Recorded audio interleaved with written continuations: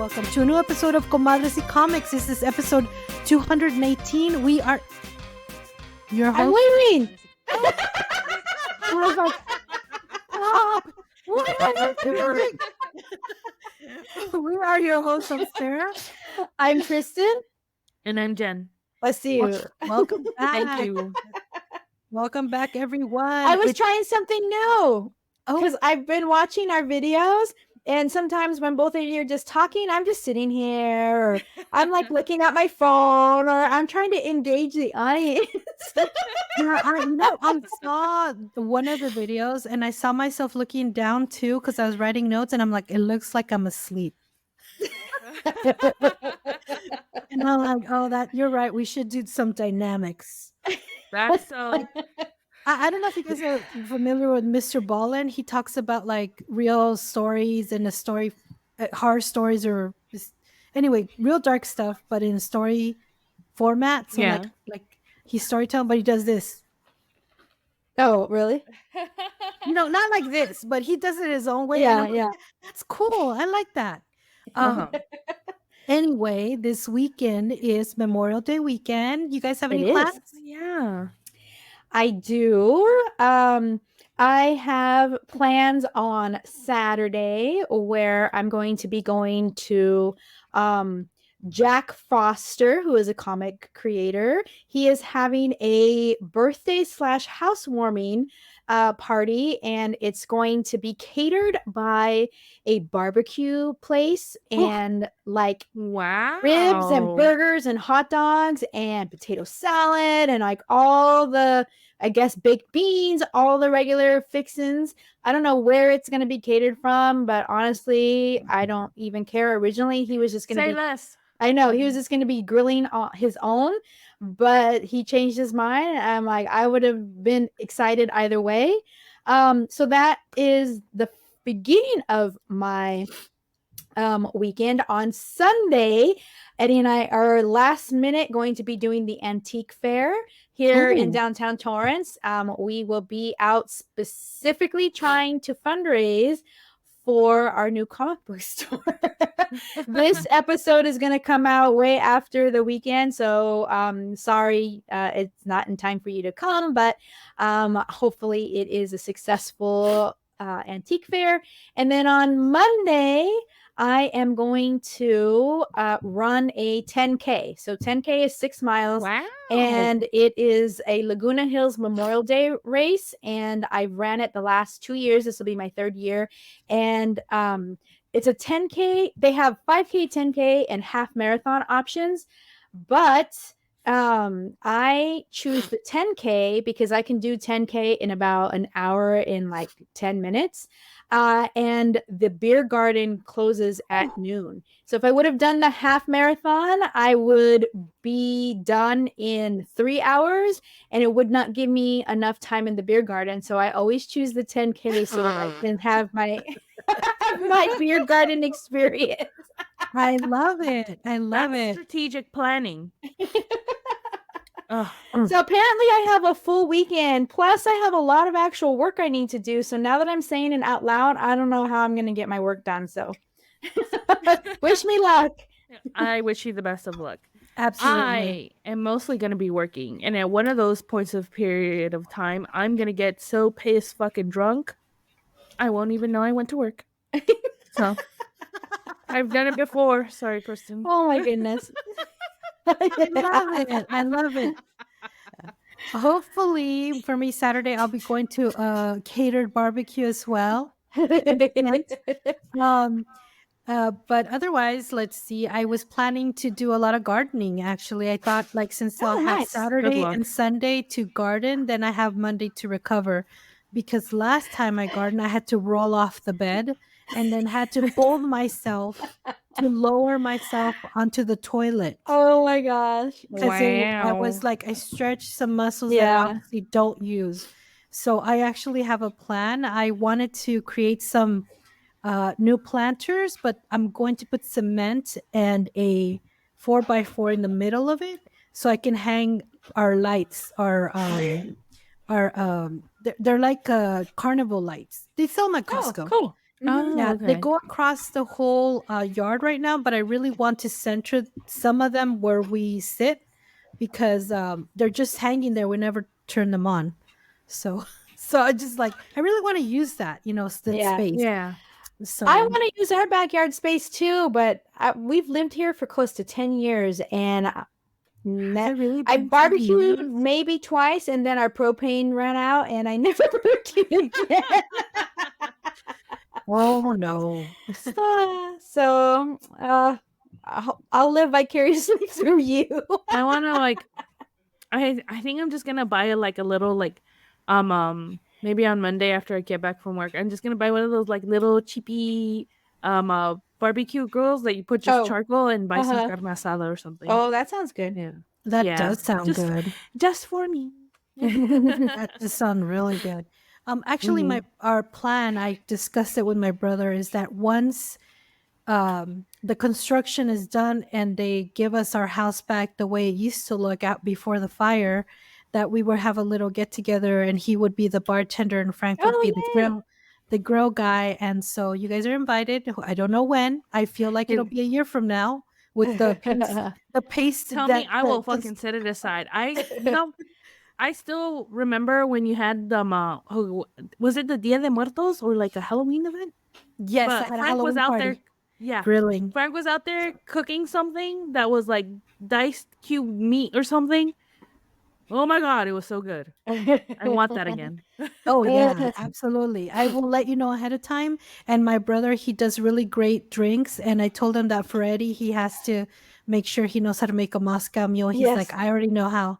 So we're ready. We'll have our stemware back because we don't have any dishes. We don't have any um of our beer glassware or Mhm. anything. All of that's gone. So once we have all of that, we can set a date and maybe have all you guys come down and celebrate with us. It'll be a Yay. small get together, Okay. but I really, really want that. More food for me. Oh yeah, we're gonna dig in, dude. We are. I'm thinking we could have a tomahawk. Oh my gosh. That's Yes. Yeah. high class. Damn, Yeah, girl. dude. Like we never order it out because it's like $200 when you eat it Yeah. somewhere. But when you Yeah. buy it at Costco, it's not expensive. Well, not as expensive, Right, but right. and Uh-huh. and Frank does an amazing job. Oh my god, Nice. it's like my Yeah, I would favorite. ruin it. I would cook it too long and it would be tough.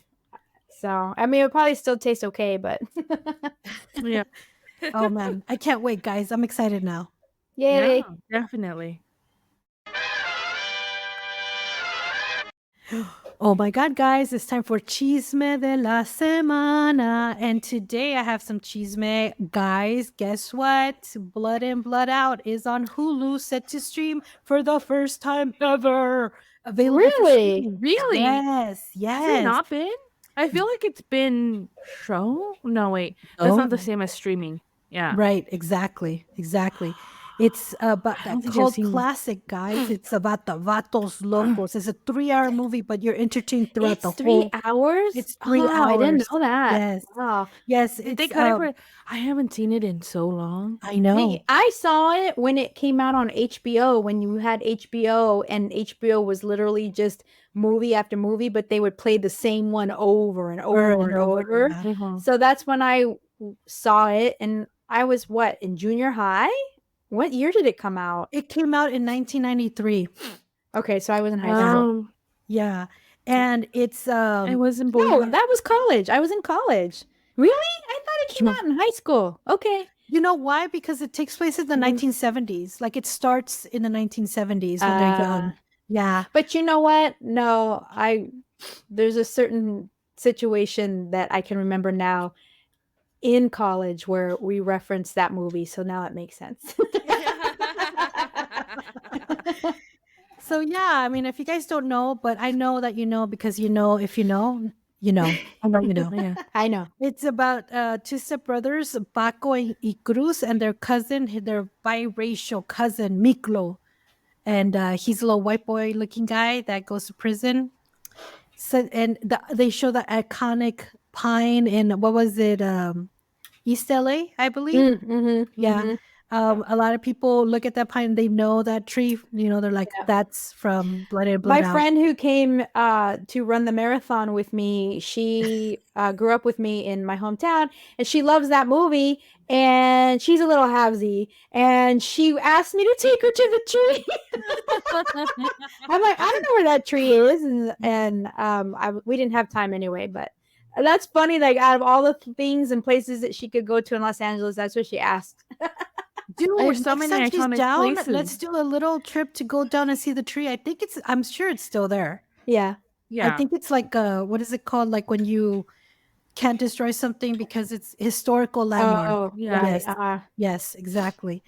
It's known for its line, give me some chon chon. So that's what I remember about that. Such a I good don't remember movie. anything about it except for the little halvesy that I thought was hot. Oh yeah, he's hot. Yeah, definitely. It's a great movie. So I know everybody out there that has seen it would want to revisit that. Just set aside 3 hours, get yourself some popcorn, get yourself some cheves, and then have yourself a little Blood In, Blood Out. Well, I also have some cheesemeh. This is self-serving cheesemeh. So I didn't want to take up any of the En La Libaria time, but I wanted to let you guys know that Eddie has another Kickstarter that is going to be starting very soon, and maybe have already started once you guys are watching and listening. On May 28th, Eddie has a Kickstarter specifically for an enamel pen that says 100% AI free and always human made. So, Eddie, if you are new to Comadre Comics podcast, is my husband, and he's also a creator of comics, and he does the Collectors Weekly webtoon that comes out every week.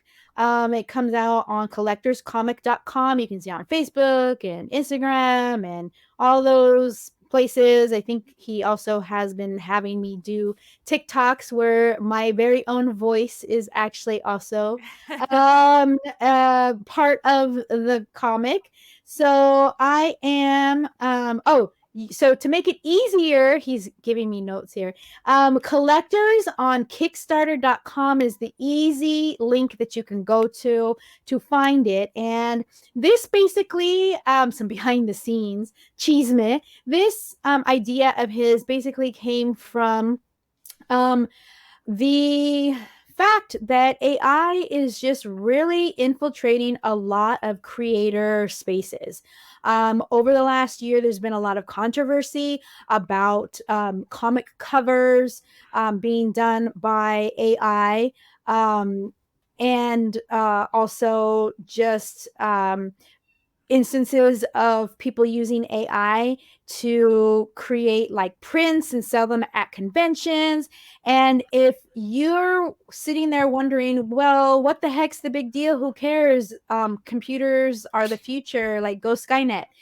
The reality is that what AI does is it scrubs the interwebs for anything and everything that is relevant to what you're asking it to make, and it takes all of those images and information, and then it creates a picture or whatever it is you're asking. But what people don't understand and realize is what that is doing is literally stealing from the other creators who have originally created that work, and then using it in something that now for the most part nobody can take credit for, because technically it is a computer who did it, and there's a lot of legalities around intellectual property that is coming up around all this AI art stuff. And so and Eddie actually says he hates saying AI art. He says something else, AI generated pictures or something like that he says. Yeah. But anyway, so this was just his way of basically standing up to the computer man and saying that people should support human-made art. So this is a Kickstarter specifically for this enamel pin. If you are a creator or you want to support creators, you can get this pin, the $10 tier, you get the pin, and then there's other tiers where you can get this pin and also other enamel pins that he's designed over the years as like a bundle. He also has a bundle where if you, heaven forbid, have not bought or read any collectors ever in your life, you can actually purchase the tier where you can get copies of his collector's annuals, where you will be able to wear the pen and enjoy reading the comic there in the privacy of your bathroom like I do. So this Kickstarter launches on May 28th and it's ending on my birthday. So for sure, this episode is going to come out by June 20th. Hint, hint, that's my birthday. And so as a birthday gift for me, you can go ahead and support this Kickstarter and make sure that it is successful.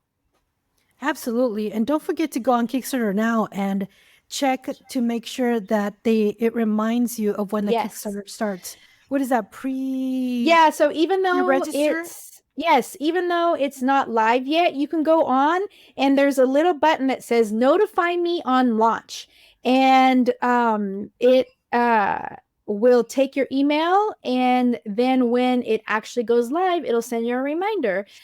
So yeah, even though I think probably it'll already be live by the time this episode comes out. But if not, you can do that. And then after May 28th, you can go on and actually support it. Yes, and I highly recommend you follow collectors on Facebook and Instagram because you get those weekly comic strips. And also on TikTok, you get the ones where they actually have audio on it. And I think it's amazing. And I'm also against AI because the other day I was scrolling through Facebook and they showed me some AI shit about a Dragon Ball movie coming out. And I got excited. And then I got freaking pissed when I found out it wasn't real. It wasn't real. Fuck you, AI. Fuck you. Yeah. Can't believe this. It's like, I get it when people say like, oh, like I'm not creative. Like I can't do that. Look, I can't draw for shit. I can write. But like I can't draw for shit, and I will always respect artists and creators and illustrators and people who can just fucking draw. But AI art it's a tool, like Midjourney's a tool and stuff like that. It's but you have to consider like how it's being used, and right now it's being used so maliciously because it's stealing artwork. It's stealing artwork, and instead of like artists being able to use it as something that they can use to enhance their own artwork, it's being used by conmen to try and usurp the creative process, basically. Because I'm a firm believer that anybody can be creative. Yes. No matter like what, if you like want, you can be creative. You can find whatever it is in yourself to be creative, but there's better ways of doing it than just stealing other people's artworks and ideas and in literal actual freaking property than and trying to pass it off as your own, because that's what's happening with AI, with most AI generated content is like it's basically theft. So support Eddie in this Kickstarter, support your local creators, and fuck AI. That's what the pin should have said. Yeah.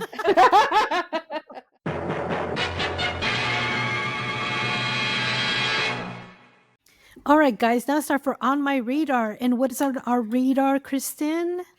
So we have a couple of things on our radar this year around this time. If you don't know, is when San Diego Comic-Con actually releases their list of Eisner nominees, and it always used to be a really cool time in the shop because I got to kind of see what books I had ordered and what books were on my radar back when they were solicited that I picked that kind of like guests were going to be really good. And we would have a Eisner nominee display, and this was all back in the day. I remember this was all Jen's idea, so we are carrying over these good ideas into the future of the comic shop. But it was always really cool to introduce these books to the customers and to readers. And if you don't know, Eisner Awards is the equivalent of the Academy Awards for the comic book industry. So there are multiple different categories that are nominated. There's individual creators who are nominated in multiple categories, and then there's books that are nominated, graphic novels, trade paperbacks, and also single issues. And then it runs the gamut from adult content all the way to early and pre-readers. So we have a list of books and creators that we have actually had the pleasure of either reading or reviewing, and maybe even, I don't think any of them that we've interviewed. I don't think. Julio Anta. Julio. Yeah, we did. Yeah. So, Sarah has a list, I think, and I have my list open too, so that we can kind of see, because I forgot to write it down. Well, I know that you guys know that we talk a lot about lowriders in space. Well, Raul III, the artist for Lowriders in Space, has been nominated for his book El Toro and Friends Taco Today. So that's exciting. And if you have been listening for quite some time, you know that Lowriders in Space was such an amazing book. If you haven't listened, go back into the archives, find that episode. It might even be an episode before we actually put the title of the book. So yes, happy hunting. We need to do a good job actually of creating a comprehensive list of our past episodes and the books that we reviewed. But the cool thing about Raul's art is that it's done in ballpoint pen. And it is so freaking amazing. Like visually, it just gives such a cool vibe, and it works extremely well with the Lowriders from Space. I haven't seen this story, and this was actually in the category of, I think, for young readers. Publications for, let's see, what was it? I think it was early readers. So yeah, so I haven't seen it yet, but I am really curious to see what style it is and if it's also in ballpoint. So I'm excited to see that. And then one of the ones that I'm super excited about, actually, there's a category where the category, just as one little category, holds 3 books that we have read and reviewed. Now, correct me if I'm wrong, which you won't, but I think that says a lot about how Comadre Comics has our finger on the pulse of what is hot and happening in the comic book industry way before even it's hot and happening. So that is just a reason to listen to our podcast weekly, listen to the books that we're reviewing, listen to what's on our radar, because I guarantee you it's going to be good stuff.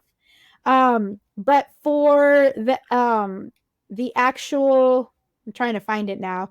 I Um, believe it's the best publication for teens. Oh, for teens. Yes, Yeah, you're right. yeah. Here it is. So, best publication for teens. We have Blackward by Lawrence Lindell, and it was published by Drawn and Quarterly.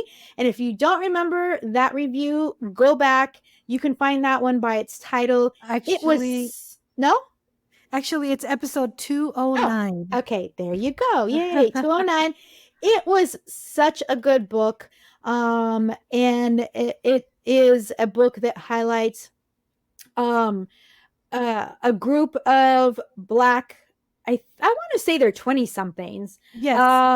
but Mhm. who are all kind of, they feel like out of place, that they don't, but they're trying to Mhm. find a place and make a space for themselves around comics and books. And it was such a great It was such a story. fun, silly, Yes. but also like semi-serious read. It was a lot of fun. Yes. And we gave it, I think, probably the whole panaderia for that Well, particular don't book. spoil it. They have to go back and listen to the episode. Sorry. Also in best publication for teens is Frontera by Julio Anta and Jacoby Salcero, and that was published by Harper Alley. And that one actually really surprised me because I didn't think it was gonna get as deep as it actually got. This was a book that I was actually annoyed at the main character for a large portion You were so of the pissed off with it. but ended up really enjoying the story and actually learning a lot of historical facts around immigration, and also, interestingly enough, Black Panthers. So you have to listen to the article. We were actually introduced to El Jefe, Yes. one of the No, wild jaguars. I said listen to the article. Listen to the episode to find out what we're talking about. Yes, and then that is episode 206. Wow. Good job getting the episodes ready. And then the next one that is in that best publication for teens category is Monstrous, which we read not too long ago.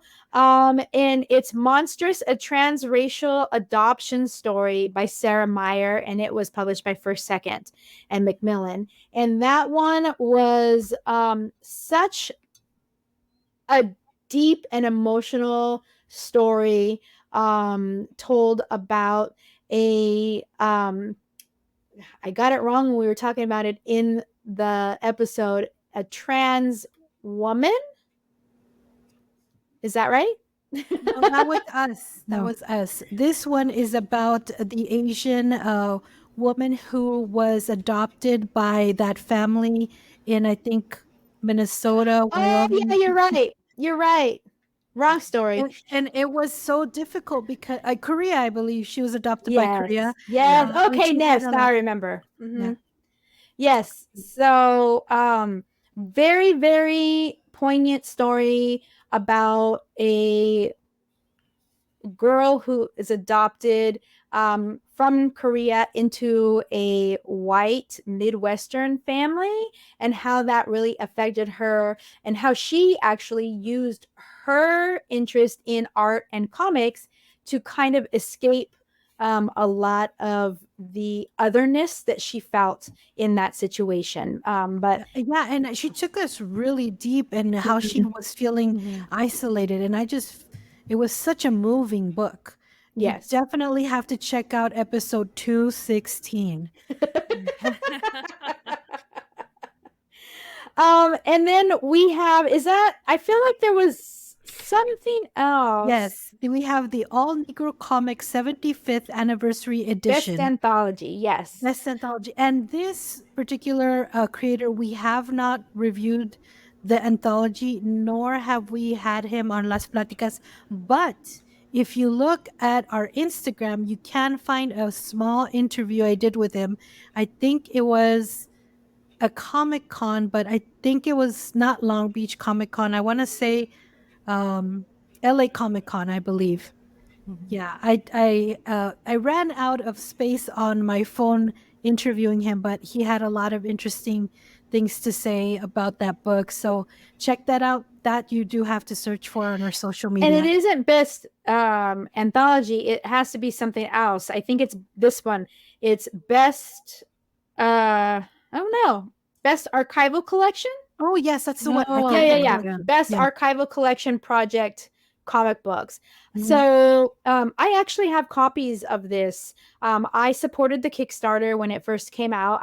Actually, it was shared by Henry Barajas way I back remember when. that. And Yes. I supported it on the retailer tier, and I had hopes to get it in time for Black History Black Month History Month. that year, and it didn't actually come out until I didn't get the books until like almost a whole year later. Oh. But I have them, and I did sell a couple at the shop, but it was so close to closing that I didn't want them to go for 70% off, so I took them off the shelf and kept them. I'm thinking that at some point maybe we could, read and review it on the podcast. But basically, what Chris Robinson did is did a boatload of research going all the way back to the first indication of a comic created by and or for African Americans, for the Black community, and basically archived them into this anthology. And so what you're gonna see is actually I don't want to say photocopies because that sounds crude, like a crude form, but like kind of, I guess, like digital copies of these that he found and included in this book, trying to create a historical timeline for when the Black community was represented in comics. Digital replications. There you for go. Thank you. historical reasons. Yes. Yes.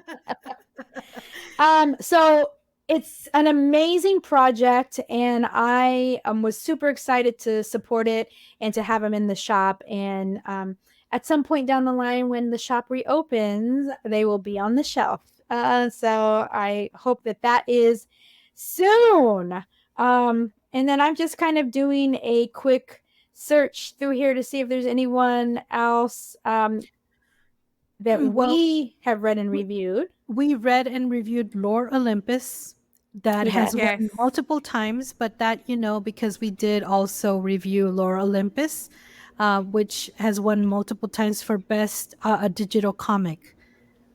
So that just tells you not only is our finger on the pulse in regular comic book form, but also web comics. Yes. So you can find out more information on who was nominated at comic-con.org, and see all of the categories. This one always interests me. Best academic scholarly work. I am wholeheartedly expecting to see Dr. Teresa Rojas on this list at some point down the line. But get her doctorate right.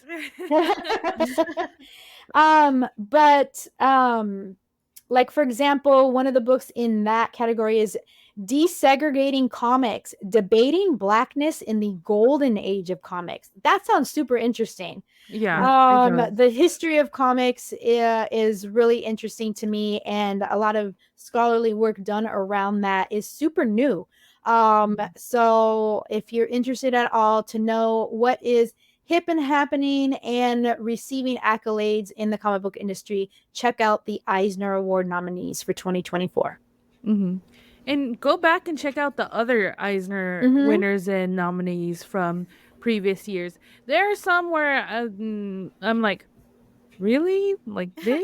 Yeah. But most of the time, honestly, a lot of the books that are on there are 100% worth checking out, especially if they have repeated nominations or wins and stuff like that. You just know these people are like geniuses in the comic book world. Like, they are putting out good stuff consistently and frequently. So check it out. I know that I love the Eisner Awards because they do really put on in focus either comics that some people would never pick up, but also they highlight comics that with interesting and nuanced topics that Mhm.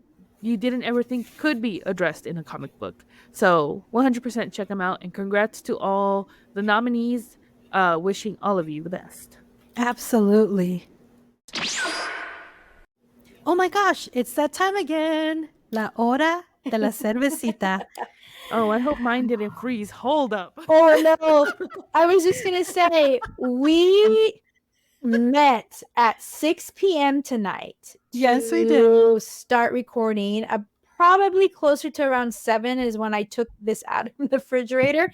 It's now 8:42 because we've been chismeando this whole time. Absolutely. We've been my chismeando. beer is not that hot or not that cold anymore, but I hope Oh. that it's still good. Yes. So we have a really, as the can itself says, very pretty beer this week. Pretty. Yes, it's pretty Gose. And it is from Long Beach Beer Lab, which I've never even heard before. I don't I think. didn't know Long Beach had anything. So I had an accident at the hotel I was staying in when my house was on fire, where I had a black eye because I fell, and I fell on my phone, so the screen cracked. And they sent me to Long Beach to get it fixed. I'm like, why is there no place in Torrance? It's much closer.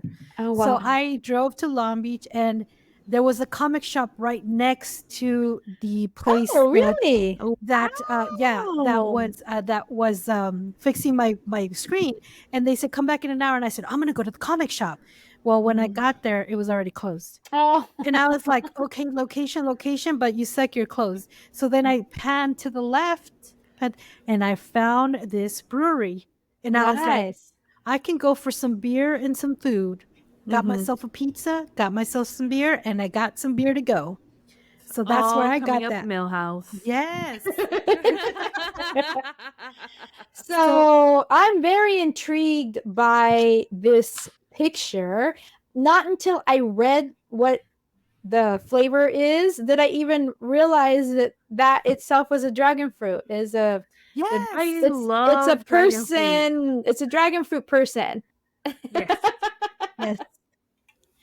And it is described as having the flavors of sea salt, dragon fruit, and mango. And there's a big story in the back. It says, all right, listen to this. Look at Sarah's face. I already know. I already know. You've got the pretty Gose, okay? And I'm not just throwing around pretty for kicks. So, what's the deal with this Gose? Imagine a lemon doing the cha-cha on your taste buds. Zesty, right? But hold on, it's just got this bold pinch of salt, and there's this subtle herbal thing going on, like it's whispering, hey, I'm here too. But here's the kicker. Dragon fruit. Yeah, it's not just a beer. It's a hot pink spectacle. Ooh. Sip it, savor it, and let the refreshingly sharp salt-kissed sensation hit you with those three pretties. Because, my friend, this Gose isn't just good. It's pretty good. I love it. Hold on, I have to get a glass now because I want to see if it's actually the color. Yes. Okay. So this is the one I got because it was a cute can art, but also because it was one of the only few that they had canned at the moment. Oh, so, okay. I know there's like some science to the beer glasses or whatever, but I only own like one actual committed beer glass, so it's the only one. I have to say that it smells very good, but I can smell the sour. Oh, I know we're not really Gose fans. I know that for sure. But we've had some that actually were good. Yes, very few though. For the most part, it's been too Look how pretty it is. It's pretty. It is. Yeah. Yes. Okay. There, you can kind of see a bit more of a. It's like a reddish pinkish when you put it to the light. Nice. So I sat there and I ordered pizza, and it was a Tuesday, guys. It was a Tuesday. I Oh sat there, yeah, ate Tuesday pizza, night and then pizza. I ordered a beer, but it was completely packed, and I was like, it must be good, right? Because it's freaking packed in here. Yeah. What I had, I really liked. So having this today, I love lemon. I love the fact that it has that hint of salt. I'm really liking this. I usually don't like Ghosts. So I'm making faces, but it's tart and salty in all the right ways. Yeah. I am enjoying it. And exactly like Sarah said, I'm not usually a fan. I've had some that I really enjoy, even with the tartness. And there's a difference between tart and sour is its own category. So don't make my goes sour. Tart and flavorful is exactly, I think, how I would describe this, and it's actually really good. And the fact that it's so cutesy pink is even just extra points on my end, because I'm not drinking mine out of a glass, but I can see just the little droplets that are around there are also pink. But it is hitting my tummy a little bit. Oh, it is. Yeah, that Um, I've got to agree with you. yeah. Ghost is one of the reasons we don't like it is because it really hurts our stomach. And I don't know if that's because we're older or what. Age But restrictions on beer. We know, right? but I the dragon fruit, there's a sweetness to it which is really pleasant, but the tardiness Oh, with the salt really is good for I love that honestly, part. I can't find any fruit flavor in it because I don't eat dragon fruit. I've never had a dragon fruit. I don't know what dragon fruit tastes I like. have given you dragon fruit before. I don't remember eating I it. think I distinctly remember. I have fed you dragon fruit before What do they because call I it? bought it and you were like, "What the Maracuya? hell is that?" And I was just Is, like, "Eat it with honey." is it the maracuya? Is that the dragon fruit in Spanish? Pitaya. Pitaya. Thank you. Yeah, Mm. dragon fruit is pitaya. Yes. Yeah, I don't know if I'm tasting dragon fruit. I can taste the mango very subtly, though. Yes. Subtle Very mango. Yes. subtly. Yes. Mhm. But I'm really loving the tart salt part of it. And the thing that it is when you initially drink it, it grabs your tongue. That's why you make the face. Yeah. But it doesn't mean you But with don't like it. each Yes. mouthful, it mutes itself a little bit as far as the shock, Yes. to where you can better enjoy the actual flavors and complexity of the flavor profile. Mhm. I feel like I need to go eat a dragon fruit and then come back so that I can find it in there. Mhm. Because I'm not sure what, but from a dragon fruit aficionado, I am anxious to hear if you can taste it. I can. Okay. Yes, I can as well. I do like this. Yes. There is you know how once you eat tahim and it leaves like a little like tingly Yeah. on your tongue. That's what I'm feeling, Yeah. and I I like love it. that lemon. I And mean, I keep love that. smacking my lips. I love that salt. I don't know. It seems like it almost reminds me a little bit of like a similarity to kettle popcorn, like where it's that's how the Oh, like salt. kind of the salt vinegar. Yeah, kind of the Ah. saltiness, like sweet saltiness kind of thing. I don't Mhm. know. Like I think I'm in love. But I've You only know, had pitaya in Nicaragua when my mother-in-law makes it in water, like agua de pitaya. mhm. So I really am appreciating that flavor in this. It's a very subtle flavor. If Mhm. you don't really eat like dragon fruit like that or pitaya or whatever, you can miss it because the mango would definitely would Yeah, overpower it, a little. and it's more of a sweetness Hmm. than like an actual flavor. I really like dragon fruit. Like it's if I could afford it and I could have one every day in the morning with a little drizzle of honey, oh What was baby, the I'm fruit set. that you ate that one time? It looks like a little. It Like was a a little little. hairy ball. Yeah. That's a rambutan. Rambo. I remember you Yeah. said the same. It was offered at the buffet that we ate at San Diego Comic-Con that we paid like $36 for, and Oh, I make sure Jen that sat there. We were there for hours. I'm not even exaggerating. I was there with my plate of bacon, and she just kept going and getting that fruit because she said that in the wild it was really expensive. Yep. Yeah. And We're even, talking spam. oh yeah, no, even dragon fruit up to a few years ago was super expensive when Frank was searching for flavors of Nicaragua here like about over 10 years ago. I remember we found it, I think, at a Filipino market in Carson, and it was like $10 a fruit. $10. Wow. It was Yeah. so striking that Frank took a picture and sent it to his mother because they Did fall off the Did tree he go over there. home with a grano? Because Right? when it was like, it used to like, it wasn't, it would have to be imported. It still is imported actually, because it just doesn't grow in the fucking United States. We're not a temperate enough climate for it to grow in. I think like some people have managed to like home grow it on their own, but on a massive scale, not possible. It's very tropical. I mean, in fucking Guatemala, they grow like crazy, and like people sell it like for like the equivalent of $1 or maybe even less. Maybe less. Yeah. Yeah, I dream of those prices in Guatemala.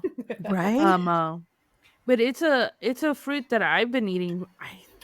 I first remember seeing it when I was 13 years old, and I had gone to the kind of like the food dump of Los Angeles. It's basically where all the trucks with food that's about to go bad Oh yeah. go. Mhm. And they just sell it, like they sell it off rebate, because that's like they either sell it or it gets thrown away. And it's really good for restaurants because you can get like pretty like still like fresh, but like just on the cusp of freshness, like that it has to be used immediately, like right now. Like a lot of restaurants go there like, oh, like my shipment of tomatoes didn't come in, or like something didn't come in, they go over there.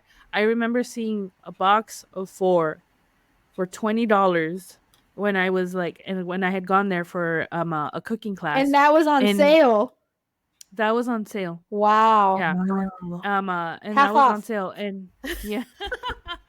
There were people who were like haggling, but I was 13 years old, so I just handed over my $20, and I was just like, I can't wait to try this, and it's been game over since. Because I really enjoyed it. They're so easy to peel. They're so strikingly beautiful. They look like a dragon egg. Mhm. And they're so sweet. Like the seeds in them you can eat by themselves. I love pitaya, but it is a very subtle flavor. And when the health buzz like kicked in, and everybody was just like dragon fruit, blah blah blah, I'm just like, you fucking posers. Just like And with then quinoa. yeah, just like with quinoa. So it's just like, it was weird. It was expensive before because you couldn't find it anywhere, and it had to be imported. And then it got expensive again, but it was a little bit more easier to find because white people were eating it now. And now it's kind of balanced out to like some anywhere. I haven't seen it under $4, but Yeah, anywhere that's what I was from gonna like, say. yeah, anywhere from $4 to like $8, How big are they? depending on the time of the year. They It vary. depends. I mean, they could be like this big or Okay. even I bigger. So, think like- the biggest I've had has been like So kind of like a mango.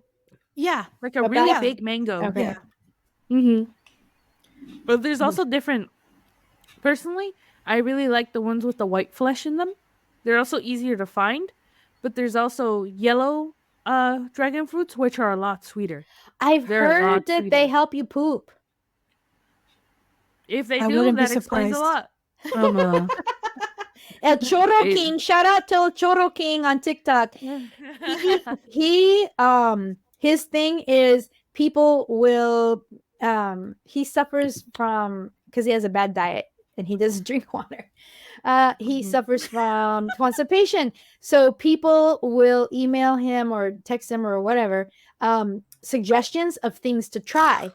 that'll help Except with drink his water. constipation. Yeah, and so he tries all the different things, and one of them I think was dragon fruit, and because I remember the different colors that people were saying worked. Yeah. But I don't know that he said it worked for him or not. I can't remember, but he's funny. I follow him. He's Yeah. Latino, Chorro King. But yeah, Support Latino. Yeah, like I can taste it. It's a very subtle sweetness. There's definitely like it tastes more like green mango to me than like Yes. a ripe mango, Yeah. yellow mango. But still, this is really really good. I do You know like what? I'm it, so and glad it's you brought hitting that me. up. Yeah, I'm glad you brought that up because the first time I ever tried ripe mango was when I arrived in Nicaragua for the very first time. And the way the street vendors sold it was in a little plastic bag with the ripe, almost green mango strips with vinegar and salt, but salt from the sea, like really thinly granules. And you just eat it like that. That's a very similar taste to what I'm tasting here. So wow, that's you just unlocked a The way you memory, just Jen. described that, you took me there. I know. I was just trying. I'm And sweating already. Yeah, and I remember saying these are están crudos. These are not ripe. they're Like not ripe. Yeah, yeah, they're unripe. and they're like, just taste it. If you don't like it, just give it to me. And ever since then, every time I go to Nicaragua, do they have mangoes? Where can we get mangoes? Can I get a So mango? is I want it to get some mango. really under ripe crunch. mango, or it's a different kind of genetically made mango? I'm sure it's genetically different from the ones that we get because we get them from Mexico here in California. But the ones in Nicaragua are like the size of your head sometimes, Oh wow. and they're like they cut them when they're like really green to that they crunch when you bite into it. It's And not they'll like here where probably you turn to slurp yellow it. mangoes later. Yeah. Yeah, later, here I like a mushy. Yes, exactly. Yeah. Yeah. But I don't I know like if with different type of vinegar, but definitely salt. I brought bags of salt. I'm gonna bring you guys bags of salt from Nicaragua. It's a different type of salt, dude. It's Nice. delicious. Yes. All right. Well, I think we have gone Sorry. on long enough Yeah. about the beer. We still haven't even talked about the book. So I think we're ready to rate the beer. Yeah. All right. I'll start off. What Oh yes, so our rating scale is a 1 to 5 scale where 1 is very unsatisfied, a 2 out of 5 is unsatisfied, a 3 out of 5 is neutral, a 4 out of 5 is satisfied, and a 5 out of 5 is very satisfied. And I will also mention that if it is something that just doesn't fit on our scale, it is a Super Saiyan if it's that good. So I'll start. I'm actually going to give it a 5 out of 5. I'm not going Super Saiyan because the sourness does take a little extra for me to get used to, but very satisfied 5 out of 5. For me, for a Gose, I think is very abnormal. So that's how good it is. Oh, absolutely. I'm gonna also give it a very satisfied because it unlocked memories plus the flavor profile for a Gose for me to like that I'm actually really loving. It's a very satisfied. What about you, Jen? I'm also giving it a 5 out of 5, a very satisfied. Because it tastes really good. I love the complexity of it. The reason I chose it was because it had the dragon fruit head on it. And I was just so like, I want that. I haven't had dragon fruit in a cool minute. So this definitely far exceeded my expectations. Especially once I saw that it was a ghost. I was just like, oh, it's gonna be sour. And it is sour, but it's a good sour. It's a sour that I can appreciate with very complex flavors. It's not just like sour isn't its only thing. I hate it. Just like I hate IPAs that are only hoppy. I hate sour beers that their thing is like we're just gonna be the sourest bitch you have ever tasted. I like that this is complex. So 5 out of 5 for me. And it actually makes me super excited to go have an in-person experience like Sarah did, and try some of their other beers. If they can turn me on to a Gose, then what are they doing with the rest of their beers? You can find out more about Long Beach Beer Lab at lbbeer.com, and you can find them on Twitter, X, Facebook, and Instagram at lbbeer. Absolutely. And like I said, when I was there on a Tuesday, it was full of people. The line was almost out the door. Wow. If you're in Long Beach, check them out. All right, guys, I almost forgot. It's time for that book review. What are we reviewing today? We almost at an hour. We're almost at an hour, and we have, it's because we skipped a week and we just had so much to talk about. We haven't released our pent up chattiness. Yeah, I know. Inner chattiness. Like at work, people are like, if it's not like one of my favorite coworkers, I'm pretty quiet, and so people are just so like they get so surprised when I start chatting up, and I was just like, I'm a talker if I like you. Yeah. Nice. That's funny. Well, here is the book that we are reviewing. We've read it and we're going to review it for you today. It's called Hungry Ghost by Victoria Ying. Yes, this is our nod to the month of Pacific Islander month. Asian Pacific. Asian Pacific. What is it? Asian American Pacific Islander Month. I was like, double API. There you go. Yes. I was just like, they are missing something. Yeah. Yeah. Yes. When was that supposed to be? It's this month. It's May.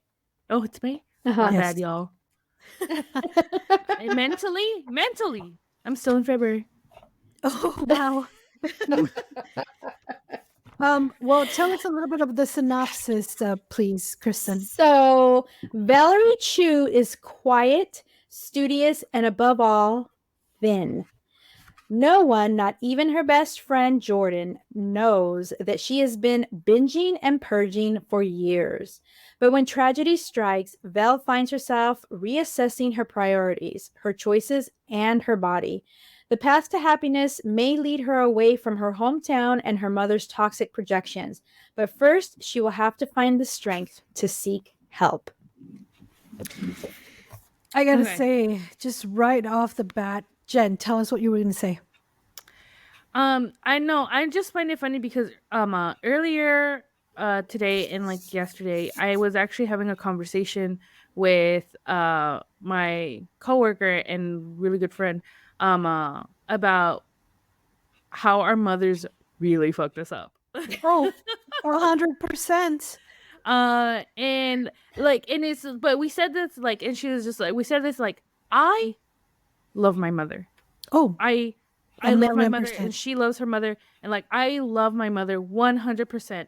And my mother is a good Catholic woman. Like when like you would look up a Catholic, my mother's picture would be on there. But the problem is that she is a good Catholic woman, and I am not, and I never will be. And as far as I'm concerned, I no longer want to associate with the Catholic Church. And this has of course caused tension with me and my mother. But I still love her. I respect her. But she caused some damage in trying to mold me in respect to her, in trying to mold me into what she thought would be the best possible way for me. Because it's helped her and it's good, and she like for her like this is it, this is how you are like a good person, this is how like a good person and a good person with good morals and upstanding should be, but it's not the way that I view the world. And as I was reading this book, there were certain moments where I shed a tear because I never had this particular problem, like an eating disorder. I do have issues with food, But I think that's just growing up as a woman in a society that hates women. Um, like I'm always gonna have body image and food issues and stuff like that, but not to this degree.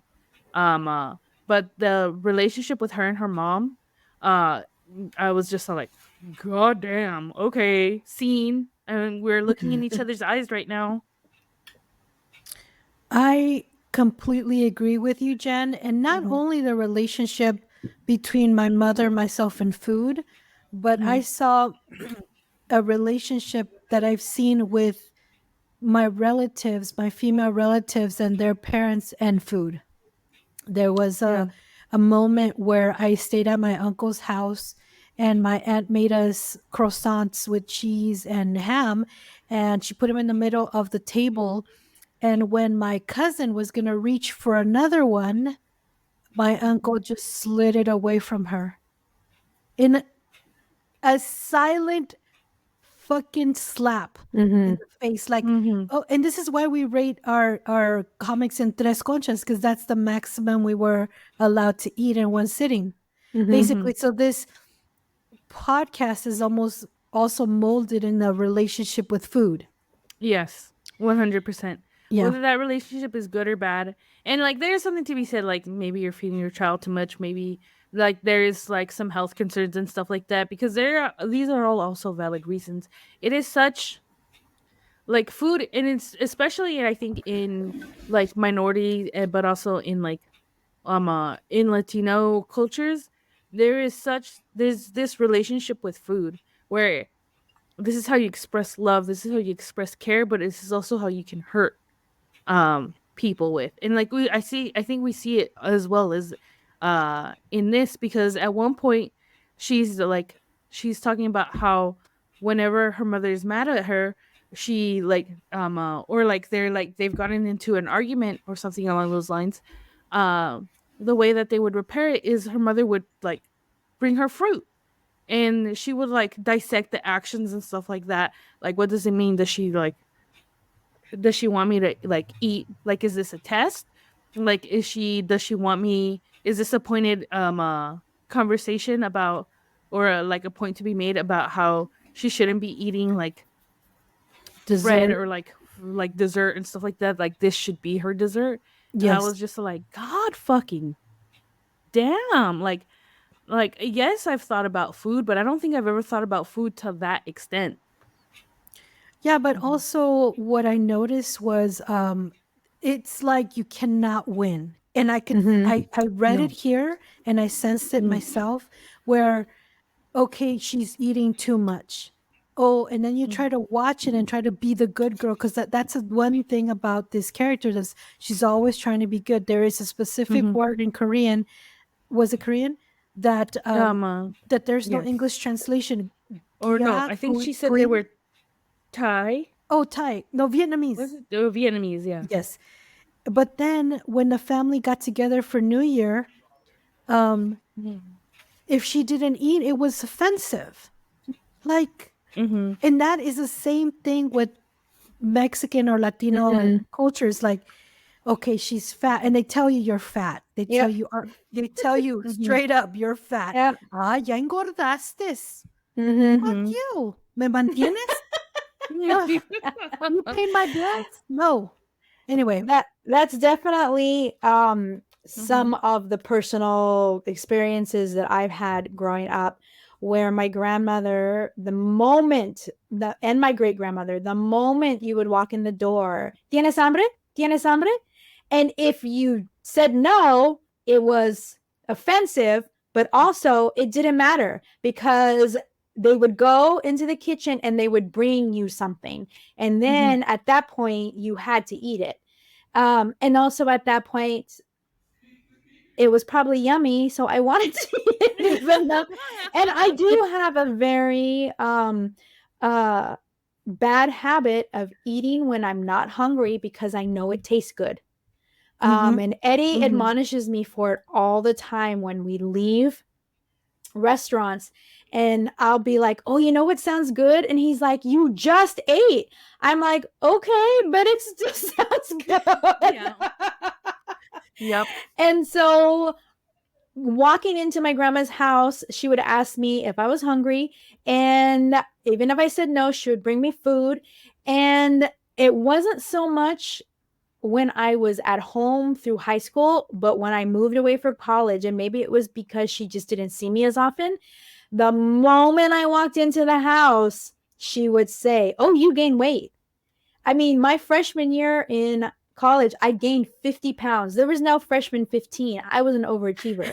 I gained 50 pounds because this little chubby Latina went away to college and was presented with a breakfast, lunch, and dinner of all you could fucking eat. And I did. I was in heaven my freshman year, and it was quote unquote free. Obviously, my parents were paying for it with the dining hall plan, but as a freshman student, you can go into the dining commons and eat as much as you wanted for breakfast, lunch, and dinner. And my roommate, I couldn't understand how my roommate would go and just eat fruit for breakfast. I was there with the bacon. I was there with the bacon and eggs and toast. And then after I finished that, I would go back for a bowl of cereal for dessert for breakfast. And I gained 50 pounds. I was 150 when I went to college from high school. I was 200 at the end of freshman year. And it was the best freaking time of my life. Because food is good. Yeah. And it's like I tell Eddie, I cannot wait until, not that we can afford it, but I cannot wait until I'm old and have to be in the retirement home where again I am presented with all you can eat breakfast, lunch, and dinner. Oh my god. Oh my god. But this book brought a lot of that up. And I am an adult grown woman, and I do know that I have unhealthy relationship and habit with food. I jokingly say that food is my love language, but it's not a joke. Like, that's how my family showed me affection. Yeah. And my grandmother, that's how they presented that they cared about you, by giving you food. And my mother and my stepfather used food as entertainment. So like whenever we had a family outing, it was never, do you want to go to the park? You want to go for a bike ride? Or you guys want to go for a walk? It was always, let's go out to eat. And so I associate food with people caring about me, and also with having fun. And so and obviously that has gotten me into a lot of trouble. But also, as Jen said, I don't think about it. I mean, I get frustrated, like, oh, especially now because I'm older. I can't lose weight, even though I run marathons and I'm active and, go out and do my miles. I can't lose weight. I'm gaining weight. But a lot of it, because back in the day, I could eat horribly and do that and be okay. But that's not the case anymore. But I've never thought about it to the point where, like, constantly on, as the character in this book does, constantly on her mind, and equating eating food with being a bad person. And to the point where not even eating to sustain your health and to sustain you being alive is okay. Like, even that is bad. And so it was really hard to read, actually, in some spots. Because this is a teenage girl, and we all sitting here know how hard it is to be a teenage girl going through puberty, people starting to look at you in different ways, more sexualized ways, and then also trying to live up to the beauty standards of celebrity and media. And so to know that pressure is already in existence in the outside world, but then to read the heart-wrenching situation where it's your own mother who is imposing a lot of those kind of like limits on Relationships. you. Yeah. Um, Food. Mhm. Mhm. yeah, and in the book, the mother a few times says, you know, I just care about you. I just want to, and so it made me wonder what maybe had happened with the mom, and what kind of experiences she had had when she was younger, Mhm. with food. And we get a hint of it when she talks to her aunt. Mm-hmm. Which And Yeah, she like was a little yeah. bit on the heavier side. right, right. He Mhm. compares it to her mother and her grandmother. Yeah. So we get a glimpse of that, like you said. Mm-hmm. Mhm. And even then, like, her words were just like, she was like, "I know they loved me, but sometimes their love wasn't like, it wasn't enough, where it like hurt her." And I was just like, yeah, yeah, Yeah. I can see that, and it's just, and it's I think it's I really don't know if it's just a minority thing, um, where just this complicated relationship between mother and daughter. Because sometimes I'd be seeing white women and how they interact with their moms, and I'm just all like, What? you really have no trauma, huh? Yeah. Like none whatsoever. Yeah. I Like, used to always and for those of you who are listening who maybe have not been listening for quite some time, I don't know the episode number, but definitely if you want to hear us get more deeply into the topic of mother-daughter relationships, listen to the episode called They All Cried. yes. Oh, Mhm. 100%. Yeah. But I even forgot what I was gonna say now. Well, I Mhm. I um I really like that part where she finally sits down and has that conversation with her aunt and says, "How did you grow up with that? How Mhm. did you do it?" And she said, "You got to understand this is their way of showing love and taking care of you, Mm-hmm. but you don't have to take it like that. You have to realize that they're trying to take care of you in their own way even though it feels like wrong and it feels like they're hurting you. Don't take it like that. Just take it just regular." I'm not quoting the book, but that's kind of Mm-hmm. what I took from that. Uh-huh. And Or she said that you're gonna have to like learn to like free yourself from it, yes, because Yeah. yes, that is the truth. And yes. now I'm now in a position where I can be like, yes, I love my mother, and but yes, I also know that she hurt me, and but I also know that she never meant to do that. Right. That They're just she did her fucking best. One of the things, exactly, yes, one of the things that 100%. helped me to let it go was she did the best she could. And Yes. yes, because there is a lot of also hurt with me for many different reasons with my mom, and I had to come to the realization that she did the best she could. And now, as an older woman, as a grandmother, I see her trying to do better. Mm-hmm. And so, and that was a little bit hard for me too when I first saw that, because I'm Mm-hmm. like, what? Your Why own didn't you do child wasn't better? good enough Yeah. Why to Mhm. be couldn't you that do way? better with me? Yeah, Yeah. Yeah. yeah. Yeah. And it's And we like see it's. that's the way the character thinks as well, in a Mm-hmm. sense. Mm-hmm. Mm-hmm. Yeah. And like, But or like she wants to, because there's this particular scene, and you mentioned it when uh she confronts her mother basically. I won't say how or what, oh but wow, that was a scene. Go mhm. ahead, girl, because Yeah, like I don't want to spoil too much about it, but she does oh confront her mother, and it doesn't end the way it I think it ended realistically, Mm-hmm. but not because any other way would have been too hopeful. Mm-hmm. yeah, Um it would be a little unrealistic, I think. yeah, it would have, Yeah. yeah, not too hopeful. It would have been unrealistic with the way that the story has come up and what we know of like the mother and the daughter and stuff like that. But ended in a way that was realistic, but also it was a bit hopeful towards the end, but more towards her future. Yeah. Yes. And it was it was like I wanted to read more, but at the same time, I was just like, no, this is like a good place to end it. Yeah, Oh, I know it's a yeah. little painful. Like it hurt a little bit too much.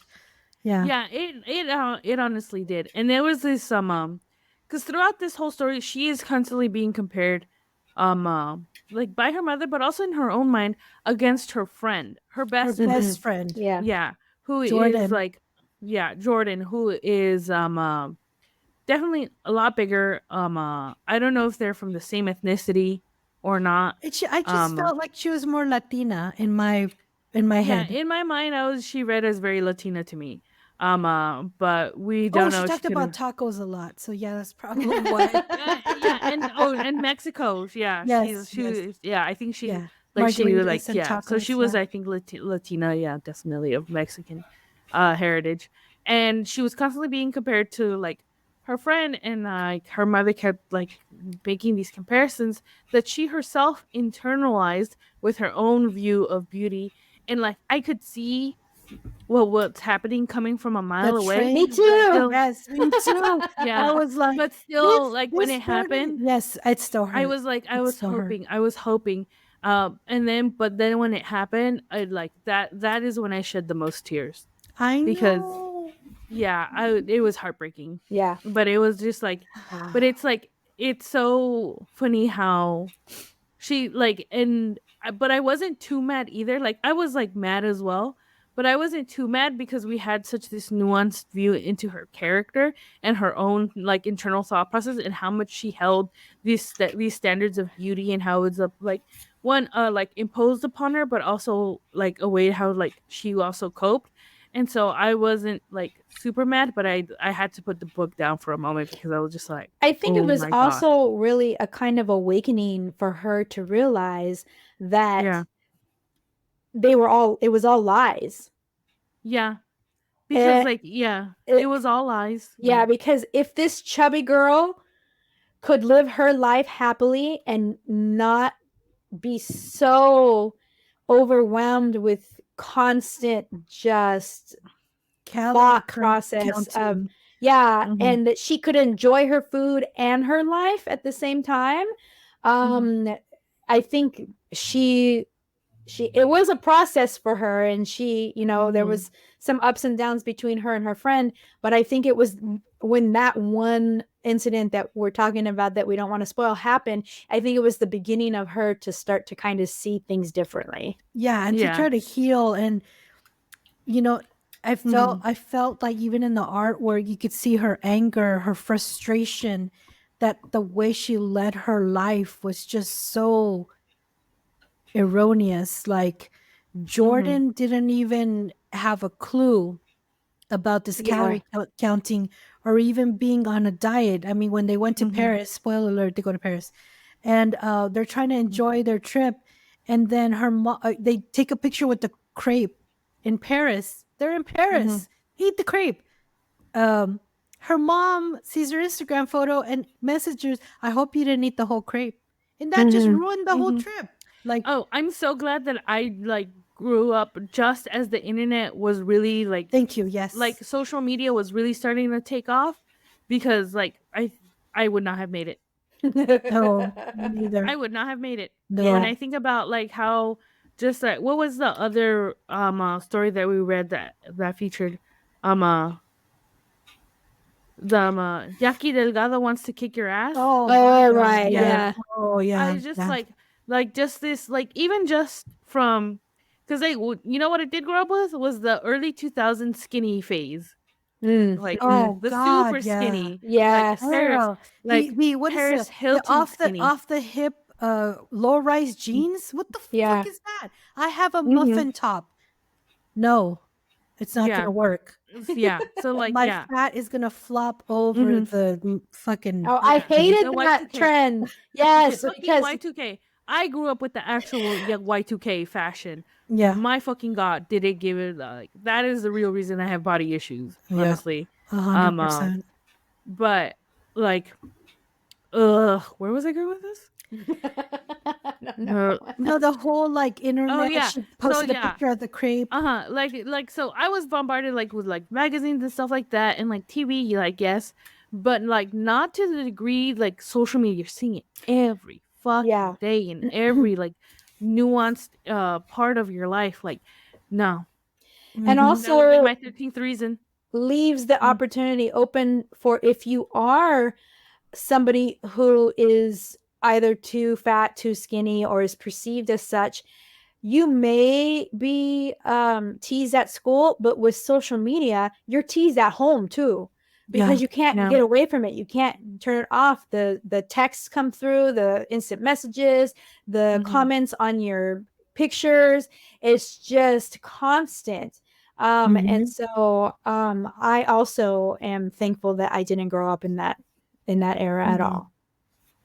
Yeah. Yeah. But honestly, this is a story that you get like the struggle of it, the realization, and just the awakening of new thought process. Even therapy is involved in the storyline, and then kind of a new path into this Mm-hmm. character's life.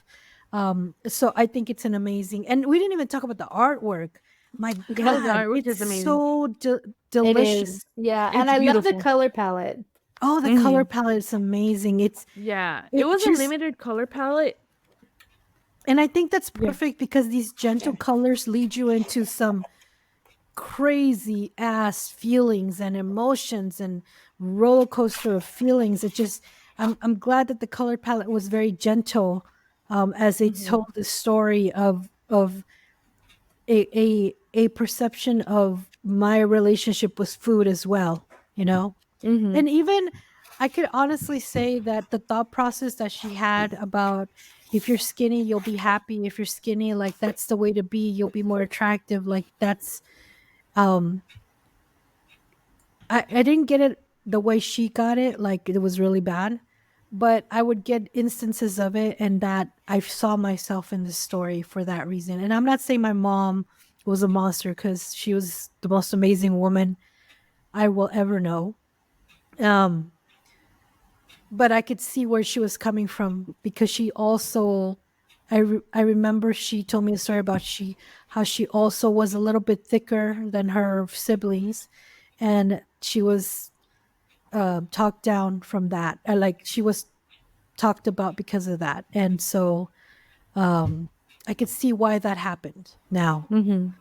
But it's just an amazing story. The artwork is astounding. The color palette uses great. We didn't talk about the relationship of her dad and her brother, but they also kind of they're kind of like her support system, but they don't without them knowing actually what's really happening between her relationship with food and her mom. So that's something that you really would have to read on your own and definitely pick up this book. Are we ready to actually rate it? Yes. Yeah. So what's our rating scale? Because we briefly touched on it while we Yes. were So reviewing the book. our Yeah. rating scale is on a scale of 1 to 3 conchas. 3 being the most that Jen's mother. I think 3 is a lot, actually. Yeah. 3 was Well, a now lot. I see I three is a think. lot, but back then I could have gone through. Yeah. Oh, I could 3 have is easily 8 and 5. the most conchas that Jen's mom ever let her eat in one sitting. So I'll go ahead and get started. It's more than 3 conchas for me. It's the whole panaderia and a croissant and macaroon and and crepe from Paris. It was a really good book. I think that it's an important topic for young boys and girls to see and to read and to know that they're not alone, and to also see that there's hope on the other side. So I give it the whole panaderia. This is Sarah, and I'm also giving it the whole panaderia, the little coffee in Paris, Café Noir, with the macaroons and the crepes. That's, I think, even though there were different ethnicity, I saw myself in the story, and I think it's an amazing story, and I think it's kind of opens up your view on your relationship with food, which I thought was very interesting, and just unlocks some dark secrets as well. So that's my rating. What about you, Jen? I am also gonna give it the whole pâtissier. Excuse-moi, s'il vous plaît. Yeah, no, I'm giving it the whole panaderia, all the cuisines possible in bakery. It was really, really good. I highly do recommend it. I highly recommend giving it to anybody you think who would need it, especially if you either have that relationship with your mom or you think, I mean, I think it's a good book for all young women, especially in these tough times of uh, eating disorders and stuff like that. I think there isn't there like is it like one in every 5 or one in every 3 women will have a eating disorder? Like, god damn. Right. We that really are doesn't just surprise fucking me. living like this. Yep. We Exactly. really are just living like this and letting shit just happen. Fuck. Right. Yeah. So definitely give it to someone. This book is definitely really, really good. Highly do recommend it. Either for yourself or as a gift for somebody who you think might need it. Absolutely. That has been our book review. All right, guys. Now it's time for En la Librería. Jen, what do you have for us today? So today I have Cat Girls, Dungeons and Zombies, 3 Ooh. fantasy adventures, 3 brand new dungeon delving monster fighting adventure comics by 5 independent creators from the UK. So, this is being done by Schnum from Manchester, UK. Bex Manchester. Allerton is an Eisner Award-nominated author-artist who creates introspective comics about mental health, neurodivergence, and the general struggles of being a human being in an overwhelming world. Allerton tells stories that convey an emotional truth to raise awareness of anxiety, depression, PTSD, and neurodiversity. So I'm guessing Schnum is their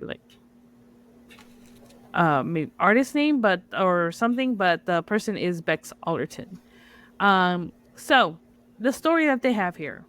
What happens when you get a bunch of queer neurodivergents who love to draw together? We make the comics that cater to our very specific hyperfixations. Presenting Catgirls, Dungeons, and Zombies. Our campaign is to fund the creation and production of 3 comics, Nyagling, My Level 5 Party Doesn't Get Along, and A Whole New World. With whole being spelled HOLE. You know. Yeah. So the synopsis for Nyangling is when Tabitha is broken out of jail by her best friend Nyx, she convinces them to turn their rescue mission into a revenge quest instead. As they try to retrieve Tabitha's stolen sword and things get progressively more perilous, the cracks in their teamwork start to show, and the pair wonder if the cost of retrieving Nyangling is too great. Nyangling is a 70-plus page beautiful fantasy adventure that tells the story of what can happen to a friendship when ambition and selfishness take precedent over well-being. For fans of Avatar: The Last Airbender, She-Ra and the Princesses of Power, The Edge Chronicles, Mouse Guard, and Puppy Night, Nyangling is appropriate for ages 12 and upwards. This comic features cartoon violence. And then they show some synopsis of Nyangling. Pardon. And it looks really, really pretty. I like it. The second comic, My Level 5 Party Doesn't Get Along. The synopsis is looking for a place to spend the night. A band of reluctant adventurers sets up camp in a crumbling ruin. Sure, it's probably haunted, but the group has other concerns. They might not be actively trying to kill each other, but friendship feels a long way off. So perhaps a bit of dungeon delving is exactly what everyone needs. Will the gang survive undead hordes, troubling colonial legacies, as well as scheduling issues and patchy internet connections? Sho, Heaney, and Riley are coming together to bring you over 100 pages of sharp, dramatic, and always funny D&D escapades. For fans of Baldur's Gate, Critical Role, and The Adventure Zone. My Level 5 Party Doesn't Get Along is appropriate for ages 12 and upwards. The comic features strong language, animal death, colonial violence, suicide, and cartoon violence. Jeez. Yeah. Okay. Yeah, and then they show some synopsis of the art. The artwork is very cute, but really, a lot of, it's in black and, brown and gray. So it's yeah, it's got a morbid tone to it. I'm digging it. Yeah. So, and the final comic is A Whole New World by Julie Mapes. A grumpy punk wakes up in a morgue with a hole in her chest. She now has to deal with an unnerving quantity of disembodied voices and the emerging of two dimensions. All she wanted was revenge. For fans of Chainsaw Man, Jujutsu Kaisen, and Bleach, A Whole New World is a 60 plus page violent but fun romp through a world of monsters with a messy queer zombie protagonist. A Whole New World is appropriate for ages 12 and upwards. Is it though? Is it? The comic features strong language, cartoon violence, non-sexualized nudity, and mild gore. I feel like they're extra over there in the UK. Yeah, actually, I would have said like, damn, I would have put this at 16 plus. Yeah. And then they have here are some pages from the comic, and they show us the page comics that they've made. Again, really, really good.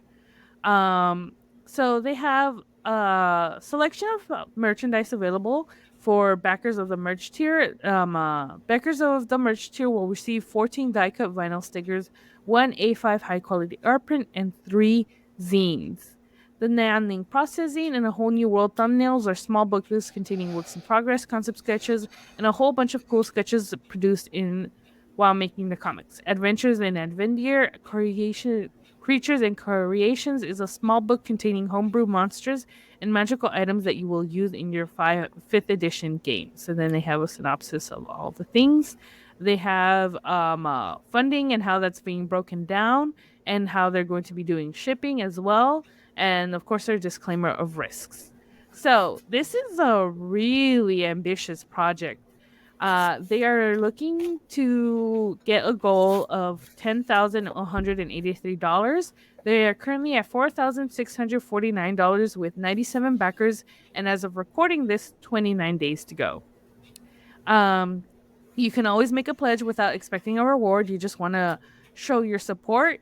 But the price for this is in pounds, and the base tier starts at £10, which is about 13 US dollars, and that is the PDF bundle. You get digital PDFs of all 3 comics. At £15, which is about $20, you get 1 physical book. So you can choose whichever of the 3 books. My Level 5 Party Doesn't Get Along, Youngling, or A Whole New World. At £25 or about $32, you get 2 physical books. And then at £35 or about $45, you get 3 physical books. At £50, you get the merch and comics. So that's when they said you can get a bunch of the other stuff like stickers and prints and stuff like that. That is about 64 US dollar. And they do have a retailer tier at £75, which is about $96. Definitely check out this. It seems really, really fun, and it's 3 comic books that you can get if you don't mind. If you don't want a physical copy, you can get it for $13. 3 stories, all of them at over I think the smallest one is A Whole New World, which is at 60 plus pages. That's still quite a lot. Yeah, that's really good. Yeah, and My Level 5 Party Doesn't Get Along is over 100 pages. That's really, really good. So, and that's the PDF bundle is about £10, so $13. That's a pretty good deal. Definitely check it out. I think this looks really, really cool and really good. And you have 3 distinct art styles and stories happening here. Cat Girls, Dungeons, and Zombies. 3 fantasy adventures on Kickstarter.com.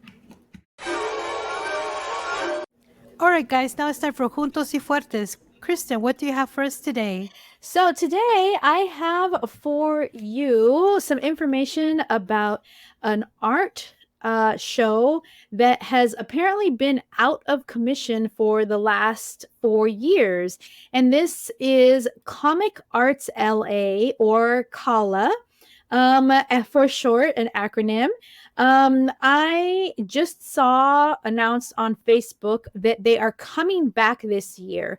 This year's show is going to be December 14th and 15th. So it's a 2-day show, and it's going to be happening in Glendale, I believe I saw, I have it on my phone.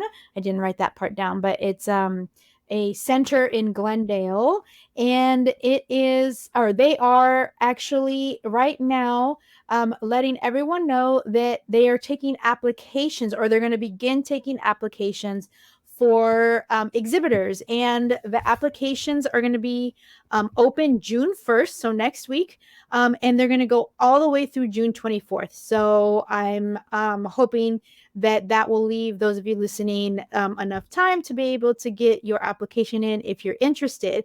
And CALA, Comic Arts LA, is a free public event promoting the appreciation of comics, graphic novels, and sequential arts among the broader Los Angeles public. So again, the show itself is not going to happen until December 14th and 15th, but applications to be a vendor or exhibitor will open June 1st through the 24th. And you can go to, what was the email? I mean, not the email, the website was, I think, CALA. Well, I will find it right now and let you know. But it's really cool that they're back, and it's kind of sad that they were gone for so long. Probably had something to do with COVID, but the fact that they're back and they're asking for people to apply so early, hopefully is a good sign. So you can find more information about everything at comicartsla.com. All right, guys, now it's time for saludos. And saludos goes out today to Texas Latino Comic Con. Texas Latino Comic Con is happening this year, July 20th, 2024, at El Latino Centro Cultural. It's Latino Cultural Center. I was trying to say it in English and Spanish. I don't know why I couldn't do both. It's so crazy. But for more information at that event, if you find yourself in Texas, it's www.txlatinocomiccon.com. And that's txlatinocomiccon.com with an M. You can also find them on Instagram at TX Latino Comics. TX Latino Comics on Instagram. And again, that is comic convention highlighting Latino artists, writers, and creators in the comic book community. And that, again, is happening July 20th, 2024. And for more information, please do follow them on Instagram and look up that information on their website. So thank you so much. Saludos goes out to them. All right, guys, that brings us to the end of this episode. Where can they find us? We're finally at the end. We had a lot to say. Yes. You can find us at comadrecomics.com on our website, where you can find links to all of our social medias and past episodes. We are on Facebook and Twitter. I have a hard time calling it X. And we do have some TikTok stuff as well. And what else? Where else are we? Is there more? Facebook?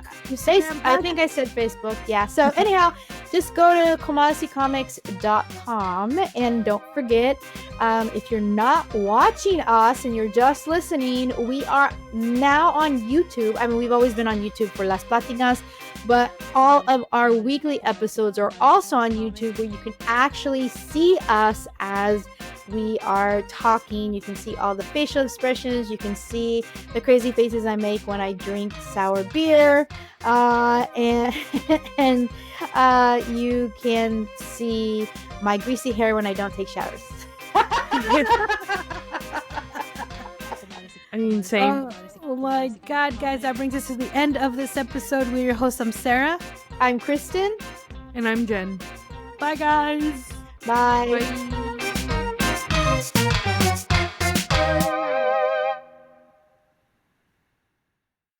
And that's on Period Network.